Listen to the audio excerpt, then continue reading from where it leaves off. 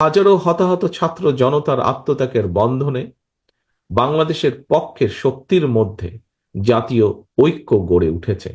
সুতরাং আমরা যারা বেঁচে আছি, শহীদদের আকাঙ্ক্ষার একটি গণতান্ত্রিক, মানবিক, বৈষম্যহীন বাংলাদেশ প্রতিষ্ঠার মাধ্যমে শহীদদের রক্তের ঋণ পরিশোধ করা আমাদের দায়িত্ব। একই সঙ্গে পলাতক স্বৈরাচার আর তার দোসররা যাতে রাজনীতিতে পুনর্বাসিত হতে না পারে, সেই ব্যবস্থা গ্রহণ করাও কিন্তু আমাদের কর্তব্য।